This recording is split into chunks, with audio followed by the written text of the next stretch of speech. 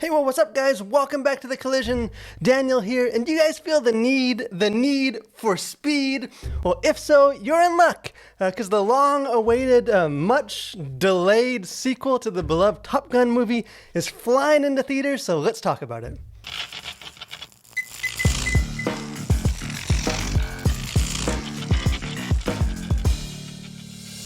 So it's crazy to think this is. I try to think if there's been a sequel with this long of a gap. 36 years for perspective. That was before I was born. The year before I was born, and it's actually even I guess more perspective. Like that's more years wait. I was realizing than like total combined for all the Star Wars movies. Even though we think of that as so nostalgic and they come back. 36 years.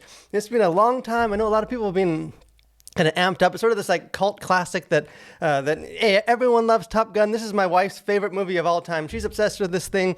I enjoyed the first one, so obviously I knew I was going to this one, or else I was going to go sleep in the doghouse. So me and my wife went to this, and I will just cut right to the chase. This movie rocks. I loved this movie. This movie is so good. Even as someone that's not necessarily a super Top Gun fan, but this movie delivers everything I think that you would want from this type of movie. And it's kind of it's interesting because it's kind of in an era where it's people just seem so quick to kind of do the whole the future is streaming and television and all these things. This movie kind of arrives to remind us that, hey, there's an important role for theaters. Really is like the quintessential, just like theatrical experience, much as Mr. Tom Cruise envisioned. And I saw this, me and my wife went to see this the other night in a Dolby theater, so massive screen. And like when the jets are taking off the runway, like the whole theater's rumbling, and just the way they filmed some of this, like you are just immersed into this experience. And really, I think I loved almost everything about this movie. But let's start breaking this down. So the general premise of this movie, if you're not aware from like the previews, it's a sequel. It's not like a reboot. It's following directly on. It's kind of set. I wasn't sure exactly how many years have passed since the original. Hey, Tom Cruise looks younger than he did 36 years ago. So don't have to set it too far. But his sort of hotshot pilot, he's called back into action to train kind of a new generation of these elite pilots, called back to the Top Gun flight school to train them for what seems like an impossible mission. Hey, turns out Mr. Cruise knows a thing or two about impossible missions, so he's the right guy for the job as he's trying to train this team to go and some military mission. And really, most of the movie is just sort of this tension of Tom Cruise's character trying to train these kind of young recruits in this mission and kind of going through all the obstacles and stuff. And so it really is, it's the sort of plot that you would expect from a reboot like this, the old classic legacy characters, and now there's a new batch. But the way that they do this is just kind of constantly entertaining. And really, I think for the most part, a lot of people go to these, you go to a Top Gun movie because you want to see cool airplanes do cool things. That's the appeal to these movies. And Top Gun Maverick definitely understood the assignment. The aerial scenes and stuff in this movie are phenomenal. They're so immersive and kind of this visceral thing. And like I said, in my theater, I don't know how much it will translate once this becomes like a streaming thing or however you're watching this like on your phone or something. But like watching it in the theater, you are definitely just immersed in the action. You can kind of feel like the G's on them. Like everything.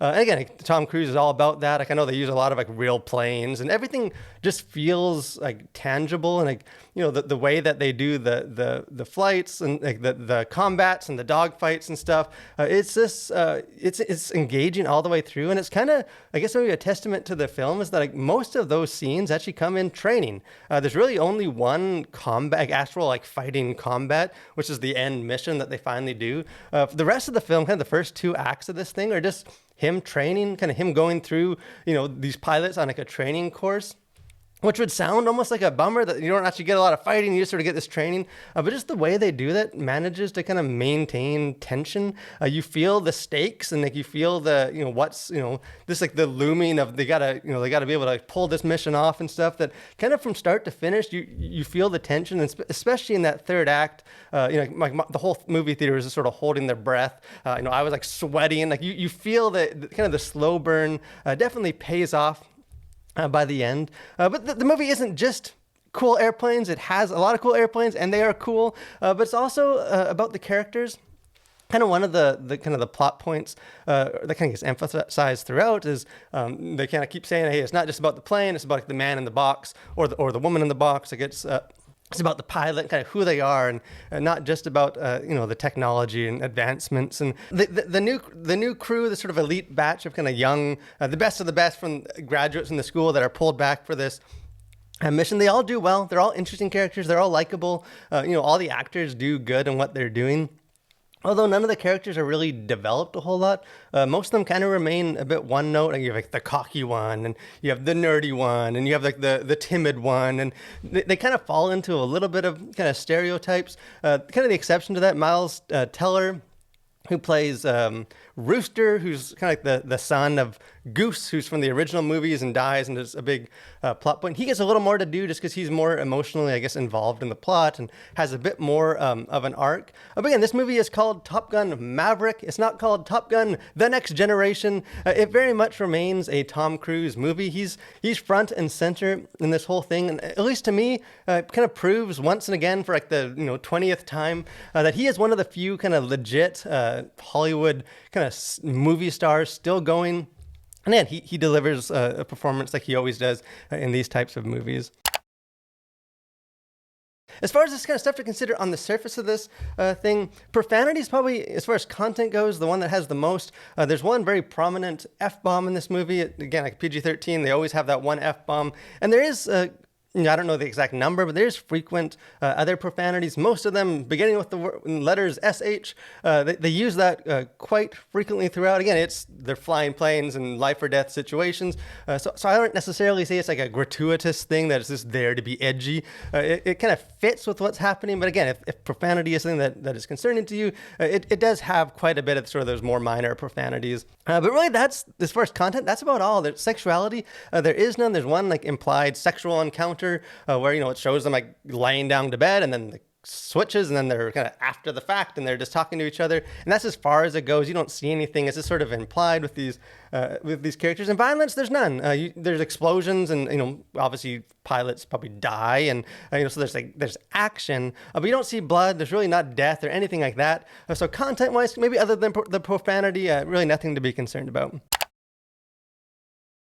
As far as kind of like things going on beneath the surface, I think there's several things going on in this, but to me, the main theme that I found interesting is just sort of the idea of inspiring the next generation. Obviously, that's sort of the plot point of this movie. I think a lot of the narrative tension comes from sort of, you have the hotshot, talented pilot in Maverick, who now has to teach, has to kind of instill some of his skill and wisdom and experience into, all these younger pilots, and just sort of, how do you do that? How do you kind of make that transition? How do you inspire them to do, a mission that seems from the outside to be quite impossible? And there's a scene, kind of like an emotional scene, where Val Kilmer makes his appearance as Iceman from the original, and they're kind of having this dialogue. And at one point, kind of when Maverick sort of discouraged that things aren't going well, he says, "A fighter pilot is who I am, not what I am. But how do I teach them that?" And that's kind of the main takeaway, or as far as like thematically, is how do you instill that, kind of what's inside it to inspire them? And kind of the lesson that gets learned throughout this film is you can't just tell them, you got to show them. He has to kind of get in there with them. And a lot of the best kind of moments, like probably my favorite moment in the whole movie, I won't spoil exactly what happens, but involves kind of that realization for the Maverick character, where he kind of gets into an airplane and just sort of shows them what he's been trying to tell them, for several weeks of training. And just, you kind of see from like the younger characters how that clicks to them, and they kind of realize that, hey, this can be done. It's not impossible. You kind of see, kind of lived out, how to do it. And in some ways, because he does, again, I don't want to spoil the plot points, but Maverick does kind of end up with more of like an active role, not just sort of the sidelines thing. And in a sense, that kind of maybe seems like it undercuts the message of like passing on to the next generation, because he's still front and center. But I actually think it's a better, kind of more nuanced and kind of wise approach, and it kind of brought to mind even like the relationship of the Apostle Paul and Timothy in the Bible, that they're describe each other as sort of like co-laborers. Kind of have the older Paul who's kind of inspiring and teaching Timothy, but it wasn't just sort of a lecture, that he was actually kind of trusting him, working, kind of going side by side towards this sort of the same mission. I think that's sort of the kind of what this film brings to mind, and even like another kind of seeing a famous, homage to the famous, the volleyball scene in the original movie. They're playing football on the beach, and you kind of have at the beginning Mavericks in there with all the students kind of playing and rubbing shoulders with them. And at a certain point, kind of subtly, he just sort of exits and sits on the side and sort of observes them as they're having fun. And I don't know, not to like over allegorize or something this kind of film, but I do think it is sort of a vision for kind of what a church should be. Of they are laboring together, but there's also this, there's respect, the young for the old and the wisdom, but also just a trust sort of the older generations as they're kind of looking and giving space for the younger generation to kind of have their moment. And, they're not like the future leaders, but they're all working together, kind of one unified mission. So I do think there are some good themes in here for Christians to work through. So in the end, this movie rocks. I'm definitely, I'm sure my wife will probably drag me to the theater to see this again, and I won't complain. I will say that, my wife's a super fan. I'm not. I don't think you need to have, know all the lore. Like, having seen the first movie 1,000 times to know what's going on. They catch you up to speed pretty quick without hitting you over the head. And, even someone that doesn't know it as well, you feel the emotional journey of the characters. And it does, it does lay on the nostalgia quite thick sometimes. You got, references to visual things, and, there's that music and some of those things that just, is like made in a laboratory just to like pull on those nostalgic heartstrings. So it does do that, but at least to me, it never feels cheap. It never feels like it's just sort of some gimmick to kind of, draw you in, that it actually kind of serves the plot rather than like becoming the plot where it says, hey, let's just revisit this old thing. And I think in the end, this is a movie that has a story to tell. It has an actual arc. It has something to say. It has some themes that it wants to wrestle with. This isn't just hey, what else should we remake? Let's do Top Gun again. People like Top Gun. It is a good movie. And I think even as Christians, maybe other than some of the profanity, if that is an issue for you, I think there's a lot of stuff to enjoy. And again, this is, when I think of like a summer blockbuster, this is exactly the kind of movie I think of. So I definitely recommend it. But let me know if you guys see this movie. I'm sure a lot of people are excited about this. A lot of people will be seeing this. Let me know what you think. Let me know how you think it stands up to the original, whether you were satisfied. I know my wife was, and all the people come out of our theater were all giddy about it. So I think this is a movie that's going to make, please a lot of people, but would love to have that conversation with you guys. And if you haven't done so, I encourage you to subscribe to our channel, like the video, just kind of join with what we're doing here. Got a lot of reviews and live streams and other fun stuff we're doing here at The Collision. Would love to have you be a part of that. But thanks for watching, guys. Stay safe and continue to collide with the world for Christ.